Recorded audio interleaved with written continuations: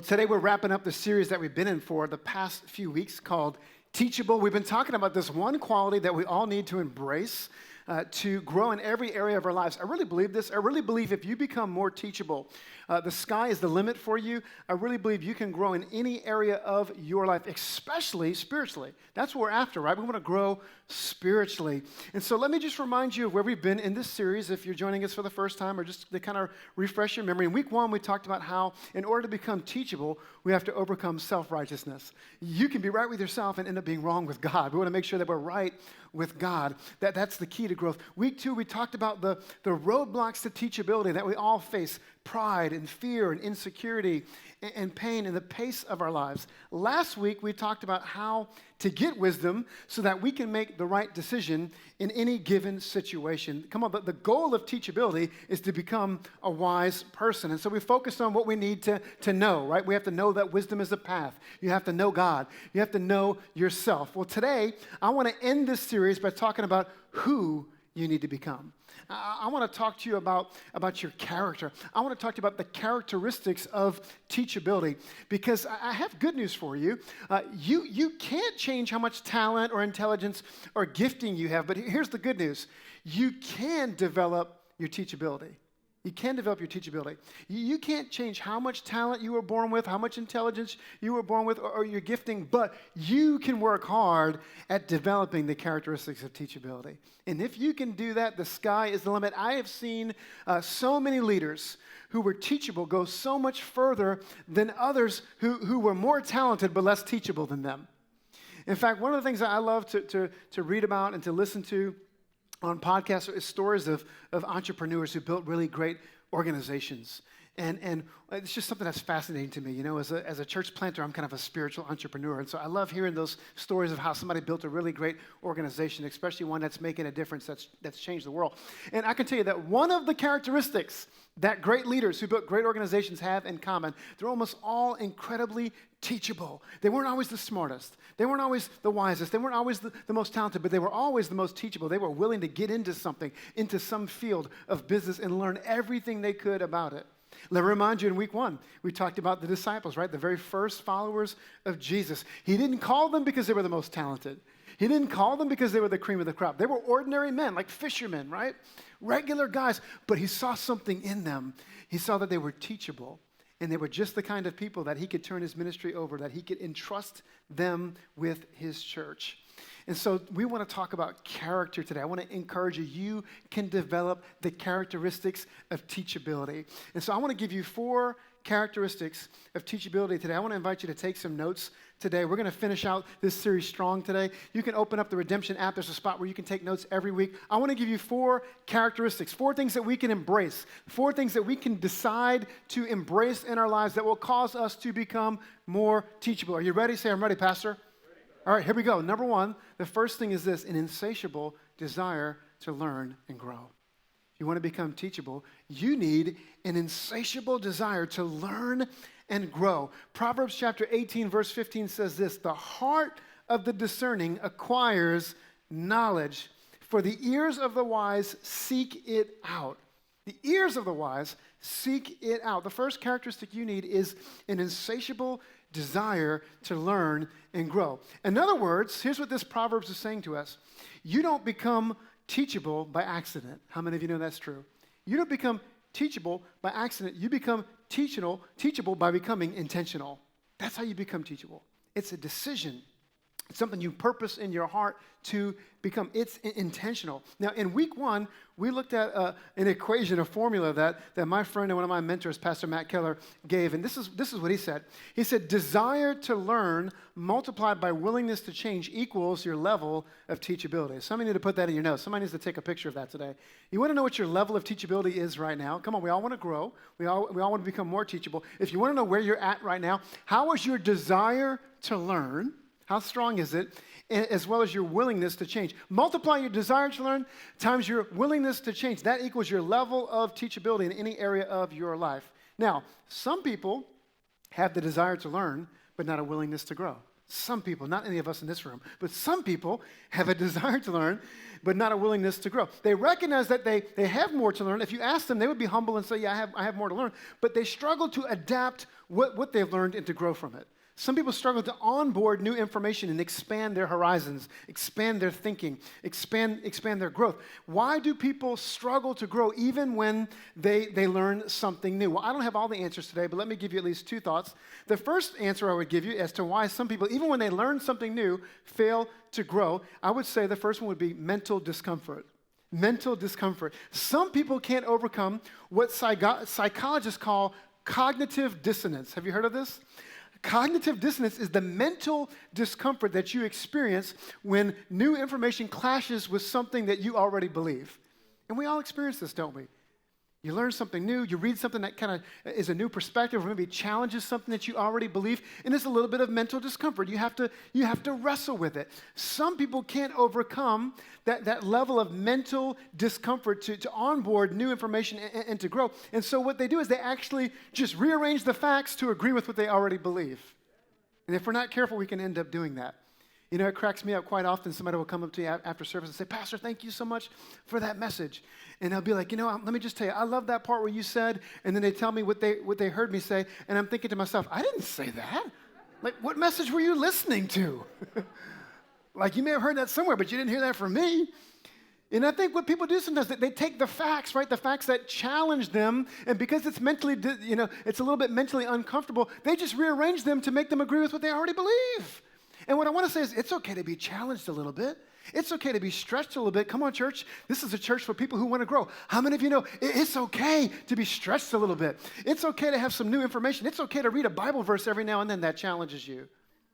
It's okay to hear a message every now and then that challenges you to grow. Here's the second reason I think people really struggle to grow even when they receive new information is the pain of change. The pain of change. Sometimes the pain of change is greater than the pain of remaining the same. And so people stay where they're at, even when they know they need to change. And until the pain of remaining the same overcomes the pain of change, people will stay where they are, stifled and grow. There's two reasons. Now, there's the opposite. There are those who have a willingness to grow, but they lack the desire to learn. We don't want to be that either. So, for example, they don't intentionally seek out opportunities. In fact, because they don't live intentionally about growth, they miss out on opportunities to grow. For example, they might be in the presence of a really smart person, a really accomplished person, really knowledgeable person in their field, but instead of asking questions, they do all of the talking. What a wasted opportunity. I'm going to tell you, when I'm around somebody who's more knowledgeable about something than me, I'm asking questions. I'm trying to do the listening. If I'm around somebody who's wiser, somebody who's pastored longer than me, I want to ask good questions. I don't want to be the one who's doing all of the talking. Or maybe some people, they go through a life experience which could really be a really good learning opportunity, but they don't examine it, so they don't learn. They don't examine it, so they don't learn. Let me help you today. This is going to really help somebody. We don't grow and learn just from experience. We grow from examined experience. Hello? Come on. We don't just grow from experience. I know we tend to think experience leads to wisdom. Oh, no. You can be old and foolish.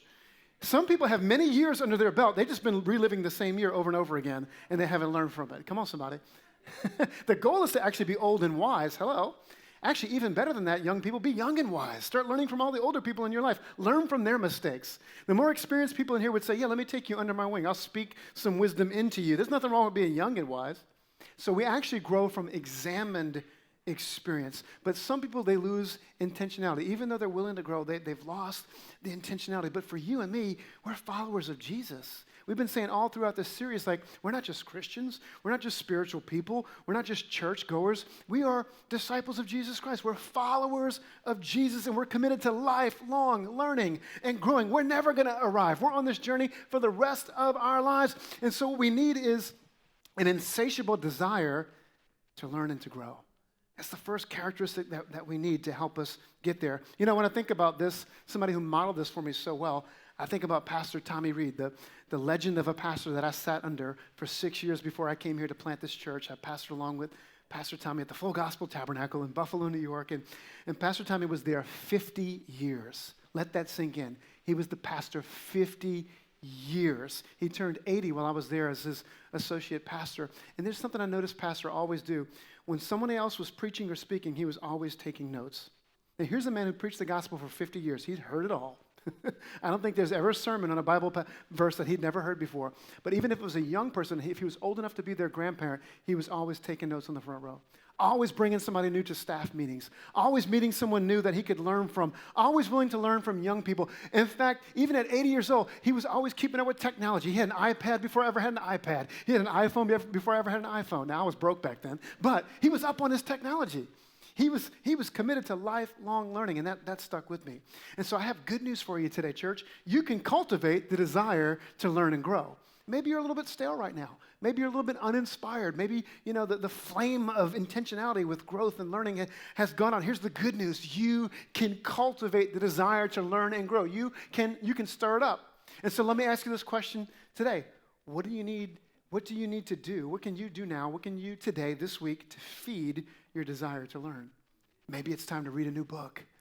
Maybe it's time to have a new experience. Maybe it's time to seek out somebody who's wise, who's accomplished in your field, someone you can learn from and ask some good questions. Come on, characteristic number 1, an insatiable desire to learn and to grow. Here's the second thing. We're talking about our character.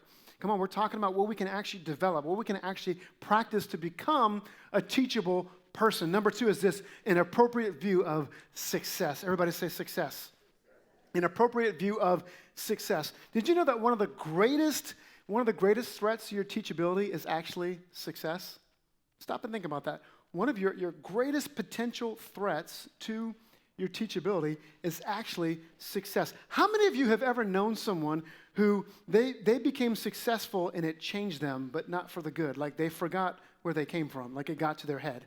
Anybody ever known somebody like that? You met somebody you've known for years became successful and they kind of let it get to their head a little bit. And you want to say, hey, I remember you way back when. Come on now, right? I have a friend from high school that is a pretty successful real estate guy, and he's always flashing his success on social media, his latest toy, his latest sports car, his latest addition to his house. And don't get me wrong, there's some things worth celebrating, but you can tell this is his thing. Like, he wants everybody to know how successful he is. And I want to say, come on, dude, I remember you in high school when you couldn't even get a date to the dance on Friday night, bro. Like, calm down a little bit. I remember you when. You know what I'm saying? Here's the point. You can tell a lot about a person by the way they handle success. You can tell a lot about a person by the way they handle success. For example, let's look at the Apostle Paul. Here's somebody who actually met Jesus in person. Here's somebody who wrote 2/3 of the New Testament of the Bible. Kind of the bestseller of all time, guys. I'm just saying. Here's a man who is largely responsible for spreading the gospel to the non-Jewish world, which is like 99% of us. Like, talk about a guy who was successful. Talk about a guy who was a who's who. Talk about a guy who had an impressive resume. But it gets even better than that. Before the Apostle Paul was a super Christian, a super apostle, he was actually a superstar Jew. Come on, some guys get all the talent. It's not fair. He was a very accomplished Jewish leader. Just to remind you of his story quickly, he was a Pharisee. He was a religious teacher, and he was so passionate for the things of God that he thought this little sect of Jews called Christians were messing up Judaism. They were messing this whole thing up, and so he was hunting down these Jewish Christians and arresting them and throwing them in jail until one day he met Jesus on the road to Damascus. He got knocked off his horse. He got blinded, and Jesus said, come on, Paul, I have a mission for you. You've actually been on the wrong team here. You're coming on Team Jesus. I've got some work for you to do. And changed his life. And I want you to hear what the Apostle Paul wrote to the Philippians about his success. If there was anybody who could have let success get to his head, I want you to notice the way that he handles his success. Philippians chapter 3, verse 4. He said, I could have confidence in my own effort if anyone could. If there was anybody who could brag on their success, it's me. Indeed, if others have reason for confidence in their own efforts, I have even more. Then he goes on in the next few verses to list all of his accomplishments and his pedigree. I was a circumcised member of the Jewish people from the tribe of Benjamin, a Pharisee, so zealous that I persecuted Christians before I became one. When it comes to the law, I kept it perfectly. If there was ever a model, good citizen, covenant-keeping Jew, I am that guy. And then here's what he says in verse 7, Philippians 3:7. I once thought these things were valuable, but now I consider them worthless because of what Christ has done. You see, Paul recognized that what had previously made him successful was actually an obstacle to him knowing Jesus, to him experiencing true success. Everything that he hung his hat on before, everything that he was proud of before, everything that stroked his ego before, those were all those worldly accomplishments, those were all the things that got in the way of him seeing Jesus. He recognized that one of the greatest enemies of his teachability could actually be the very thing that others would celebrate in his life, his success. Now, there's nothing wrong with success if we manage it well. If we manage it well. But along with success can come some threats to our teachability. Let me give you a few to think about, okay? We can be successful, and then we can trust too much in our natural abilities and actually stop learning from others. How many of you know it doesn't matter how smart you are, how talented you are, how skilled you are, we need other people to reach our full potential. You need other people in your life to reach your full potential. You're never going to be so talented that you don't need someone else in your life. You can become so successful that you can end up thinking you're something special, or even worse, you can start believing other people's opinions about you once you become successful. Because something interesting really happens once you become successful. The more people begin to praise you and say good things about you, the more you can end up actually believing it. I'm not saying you got to beat yourself up, but don't believe your own hype too much. You know, people come up to me every now and then, and they see our church, and they see how it's growing, and this beautiful space, and the difference we're making in the community. And sometimes people talk to me like, oh, you're this successful pastor, like it must be amazing. And I'm thinking on the inside, no, I haven't forgotten where I came from. I remember rolling up into Westchester with a pregnant wife and 2 kids, and nobody. I know if God hadn't showed up, I wouldn't be here. I'm always reminding myself of that. I don't want to believe my own hype too much, and you shouldn't believe yours either. Come on, somebody. Here's the other thing. We can get successful, and we can think that because we know something, we know it all. How many of you know there's a difference between knowing something and knowing it all? And so what happens is we can become so successful that it's hard for us to learn from other people that we view as less successful than us. Or we can find it really hard to learn from someone who's less experienced than us. And God may put that person in your life because you need their perspective. So what do we do? Because I know we're in a room full of, we got some successful people in here. Come on, this is the New York City metro area. So we got some really successful people in here. What do we do in this area of our lives? How do we handle this? Well, we have to do what the Apostle Paul did. We got to stay humble. Got to stay humble. Got to remember who success is from and who it's for. Who it's from and who it's for. Remember that success is fragile, right? It doesn't last forever. Hold it lightly. Hold it gently. Share it with other people. How many of you know there are a lot of other people in your life that helped you get where you are? None of us are as self-made as we think we are. There's opportunities that people gave you. Maybe your parents gave you a huge head start. There's team members around you who make you shine. I'm so thankful for a staff at this church that makes me look good. Come on, let's give it up for our staff around here. A wife that makes me look good. A team that makes me look good. I don't know half of what's happening at this church. People come up to me and ask me what's going on. I'm like, I don't know. Ask Pastor Danya. I just preach here. I don't know. There's people that God put around you to make you a success. And so I find myself doing this quite often praying these words. God, everything I have is from you, and everything you've given me is for you. That's a really good prayer. God, don't let me forget that everything I have in my life that people call success is from you, and I want to continue to give it back to you because it's for your glory. And so we're going to handle success well if we're going to be teachable people. Here's the third thing. Is this helping anybody this morning? We're talking about characteristics. We're talking about, come on, we don't have to be stuck today. We can actually work on our character. We can practice these things and become a teachable person. Here's number 3. We need an openness to feedback. An openness to feedback. Oh, it got quiet in here. Nobody said amen to that one. An openness to feedback. Okay, where's he going with this? Got really quiet really, really fast because we just love feedback, don't we? Let me show you a few verses.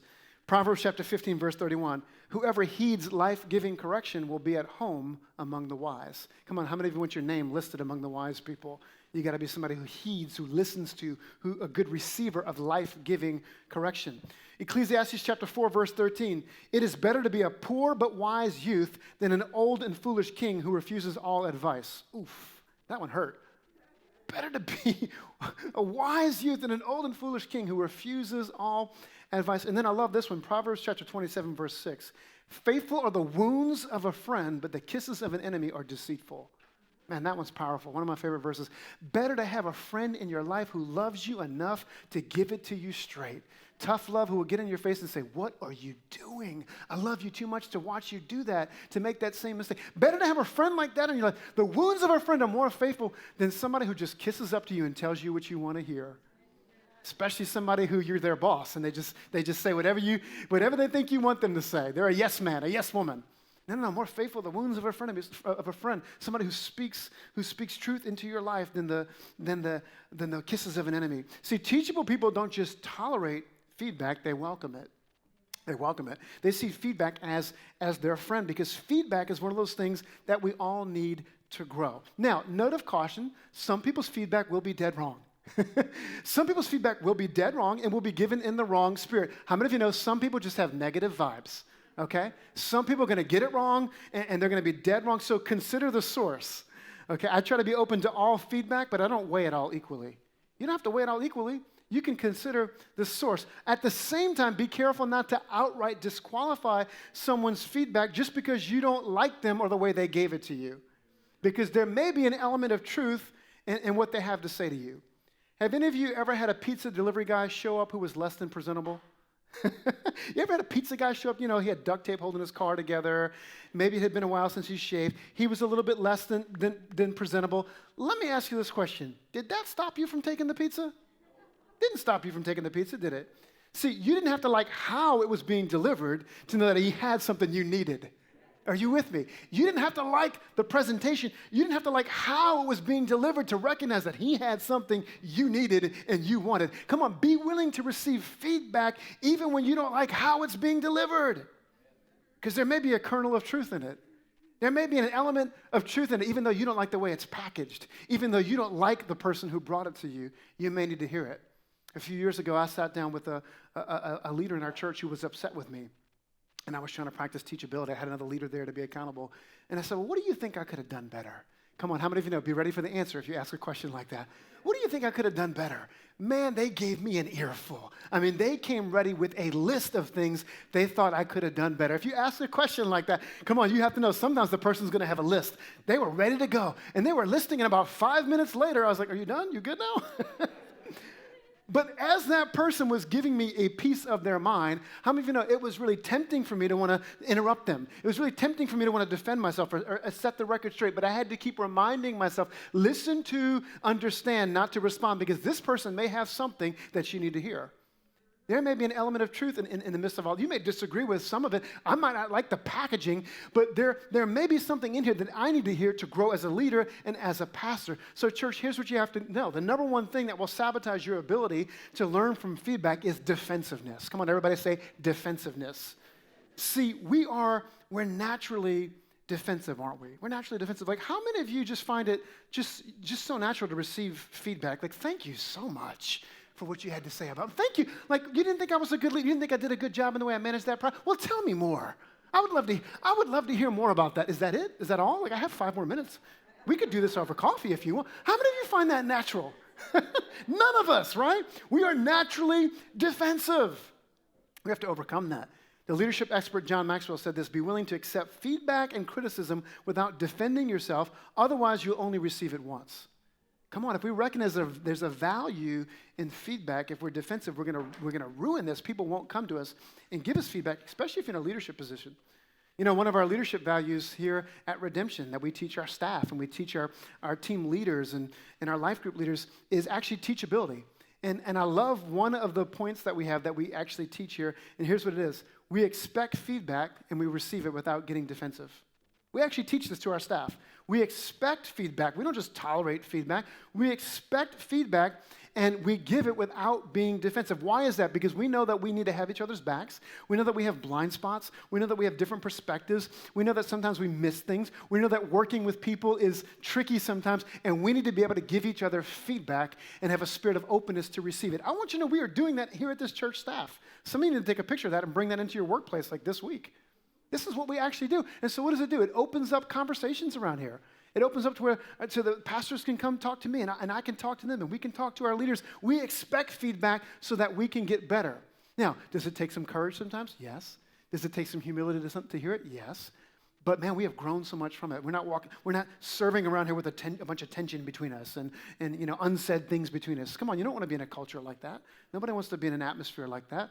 And so we intentionally cultivate an atmosphere of feedback in our church because we want our church leadership to be healthy. Now, maybe feedback makes you really uncomfortable. And I know that's some of you in this room, like to receive feedback and giving feedback, it really makes you uncomfortable. Can I just encourage you today? It's okay if it makes you uncomfortable. You just got to push past that and just start being okay with being uncomfortable. There's some things you got to do and be uncomfortable.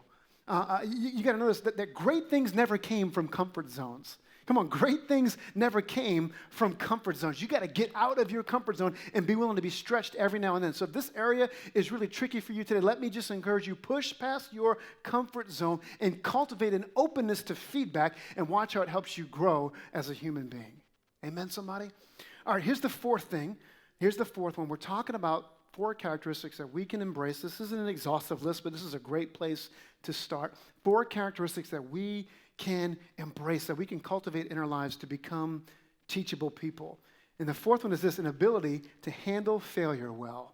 An ability to handle failure well. See, if success can negatively affect our ability to be teachable, then failure certainly can as well. If there's anything that'll affect you more than success or is equal to success, that would be failure. Failure can really mess us up, can really knock us off course. But if we can learn to handle failure well, it can actually become one of the greatest catalysts for our learning. How many of you know that's true? Some of the greatest learning opportunities of my life didn't come in my successes. They came in the midst of my failure. So we need an ability to handle failure well. Now, I told you guys earlier that I love listening to stories of entrepreneurs, right? And people who built great companies. And I talked about how one of the traits that many of these leaders that I've studied or listened to stories about them had was teachability. Well, can I tell you the other one that goes hand in hand with teachability is many great leaders who built great organizations, great entrepreneurs shared the ability to handle failure well. So many of them failed. You know, so many times we think somebody's an overnight success story. We have no idea that actually that person was years in the making. What appears to you to be an overnight success story was years in the making. A lot of failures. So many failures. I'm telling you, some of the greatest leaders of our time failed so many times before they ever achieved success. Let me ask you a question. How many of you have an iPhone or an iPad or an Apple Watch or a Mac? Let me see your hands. Come on, this isn't like a trick question. Okay, we all have these devices, right? Yeah, a lot of us have Apple products. Well, guess what? Way back in 1983, before Steve Jobs ever created the iPod or the iPhone, he actually hedged his bets on a new computer called Lisa. Some of you may have heard of this because there's been documentaries and movies made about his life. If you've never heard of the Lisa, you're going to know why in just a minute. He invested $150 million to develop this computer. He put years of time and research, and when it all came out, it had an asking price of $10,000 in 1983. How many of you know that is a recipe for disaster? It crashed and burned, was a total failure. $150 million invested in this product. And most everybody thought that Apple was completely done. In fact, there was rumors that they actually burned the remaining stock. The company was done. It was over. But Steve Jobs turned his failure into a great learning opportunity. He recognized there was an opportunity to learn here, and he never gave up. And now Apple is one of the most successful companies of our time. See, here's the thing. We're all going to experience failure at some level. We're all going to. Come on, there's one thing we all have in common here today. Let me just encourage you today. We're all going to experience failure. The question is, what are you going to do about it? What are you going to? How are you going to handle it? What are you going to do with it?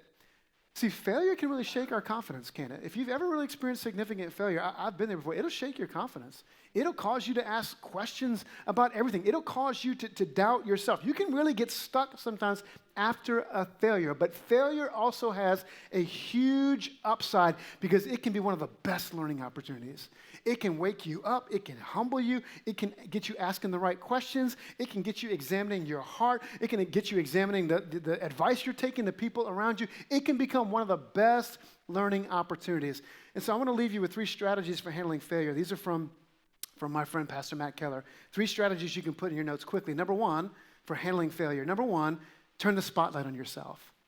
Come on, how do we handle failure? Turn the spotlight on yourself. Instead of pointing fingers at everyone else, let the spotlight land on you. Come on, how many of us, we all know somebody, I mentioned this a couple weeks ago, we all know someone who's always pointing the fingers at everyone else when they fail. Any of you ever worked for a supervisor or a manager who pointed the fingers at everybody else when there was failure? Did you enjoy working for that person? No, I didn't think so. Because we want to work for leaders who take responsibility and ownership, right? Who lead the way and own the successes and the failures. Turn the spotlight on yourself. We all know that one person who's always telling stories about life and things not working out. This job didn't work out. This relationship didn't work out. This opportunity didn't work out. And it's always someone else's fault. And as you hear these stories over and over again, you think to yourself, but there's always one person in the story. And I hate to tell you, you're the main character. Have you figured out who's always in the middle of it? We all have that one friend that we want to say that to him, right? Like, you're always pointing fingers at everybody else. You ought to do a little work on you. So turn the spotlight on yourself. Number two, strategies for handling failure. Number two, refuse to rush past a failure. Oh, that's so good. Refuse to rush past a failure. I'd say it this way, never waste a good failure. Never waste a good failure. See, our natural impulse is to want to move away quickly from failure. Does anybody just really enjoy failure in here? No, we're going to sign you up for counseling if you raise your hand right now, okay? None of us enjoy failure, right? We want to move past it and forget about it. But something happens when we slow down and we take responsibility for it. We go from blame mode to learning mode. When we stop and pause and just take our time, why did I make that decision? What advice did I take? What did I miss? What happened there? What was going on inside of me? That's where you begin to learn. Never waste a good failure. Remember we said before, we don't grow from experience, we grow from examined experience. Examined experience. And here's the third thing, don't let failure define you. Don't let failure define you. Come on, you should own failure. You should acknowledge failure. You should learn from failure, but you don't have to let it define you. In fact, the Bible is filled with people who God used in great ways that we might call failures. Have you read the Bible before? There's some messed up people in there. Come on, good news for you and me. God uses a lot of broken, messed up people. In fact, they're the only kind of people God can ever use. And the Bible is filled with people who we might call failures that God was able to use. For example, let me ask you this question. When we think of the disciple who betrayed Jesus, who do we think of? We think of Judas, right? Yeah, it's not a trick question. We think of Judas, like total failure, right? Somebody who crashed and burned. But we often forget there was another disciple who betrayed Jesus. And what was his name? His name was Peter. That's right. You guys paid attention in Sunday school. Good job. Peter denied Jesus 3 times. When Jesus was arrested, when he was being interrogated, when he was going through the sham of a trial by the religious leaders about to be condemned to death, to crucifixion, Peter, during Jesus' time of greatest need, denied Jesus 3 times, said, I don't even know him. Talk about betraying Jesus. Talk about crashing and burning. And he was so overwhelmed by shame and by the guilt of his failure that he actually quit the ministry and he went back to fishing. He was a fisherman. But Jesus didn't give up on Peter. Come on, Jesus didn't give up on Peter. In fact, in John chapter 21, Jesus appears to the disciples after his resurrection in one of his many appearances. And Jesus is on the shore of the Sea of Galilee. And this is kind of a comical episode where Peter's so excited to see Jesus. He jumps off of the boat and he swims in to Jesus and they're reunited. And then Jesus cooks breakfast. Come on, what a man. Some of you, your husband, you can never get him to cook, but Jesus even cooks breakfast. John chapter 21, verse 15, look at what happens. When they had finished eating, Jesus said to Simon Peter, Simon, son of John, do you love me more than these? Do you love me more than these other disciples? Do you love me more than anyone else? Yes, Lord, he said, you know that I love you. Jesus said, feed my lambs. And then this story repeats. I'll spare you time here. Then this story repeats 3 times. The same exchange of phrases repeats 3 times. Peter, do you love me? Yes, Lord, you know that I love you. Then feed my lambs, feed my sheep. 3 times Peter denied Jesus. Jesus gives Peter 3 opportunities to restate, to affirm his love for him. See, Jesus was saying to Peter, your failure isn't final. It doesn't have to define you. Come on, you might see yourself as a fisherman, but I still see you as a pastor. Go feed my sheep. Go feed my sheep. I still see what's on the inside of you. I still see the purpose over your life, and your failure is not final, Peter. I've got work for you to do. There's a ministry that you still have. Go and feed my sheep. You're not a fisherman. You're not going back to fishing. You're going back to pastoring. Come on, church, I believe if Jesus were here today, he'd look at your life and he'd say, your failure isn't final. Your failure isn't final. Your failure isn't final. I've got too much for you. There's purpose over your life. There's too much that I would have for you to do. Don't let failure hold you back. And I think sometimes we come in church on a Sunday, we're so weighed down some Sundays by the failures of the week. We come in beat up some Sundays, don't we? We smile and we get a coffee and we look like we're good, but we're very mindful of how we failed during the week. Maybe failed on the job. Maybe failed in marriage. Maybe failed as a parent.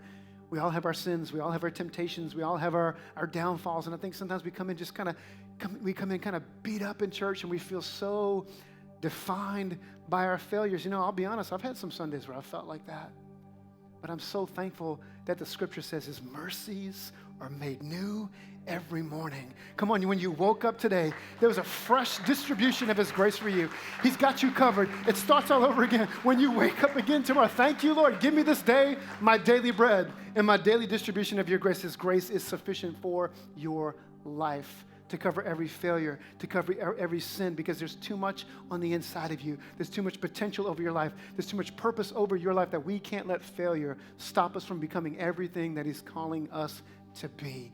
And that's what this series has been about. Come on, today we're going to recommit our lives to Jesus. We're going to recommit ourselves to answer the calling to be his disciples, not just church people, not just a Christian, not just a spiritual person, but followers of Jesus, disciples, students. Come on, Jesus, to sit at your feet, to sit at your feet.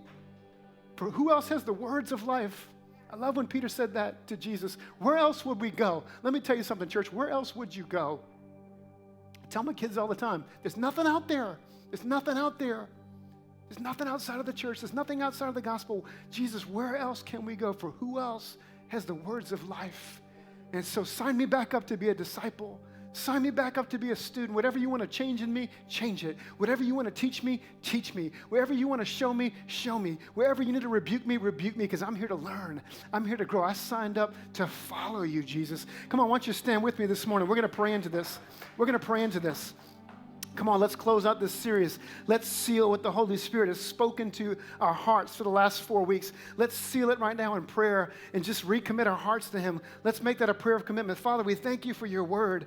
God, we thank you that you call us to follow you despite our failures, despite our flaws. God, we weren't the most talented. We weren't the most successful, but you called us to follow you, and our answer is yes. And I commit my life to you today, Jesus, to follow you. Would you pray that with me? Jesus, I commit my life to follow you, to be your student, to be a learner, to be a disciple. Father, bless your people. Every person who prayed that prayer today, Father, every person who prayed that prayer, we want to be teachable. We want to be people of character. We thank you today. We choose to follow you in Jesus' name. And everybody said,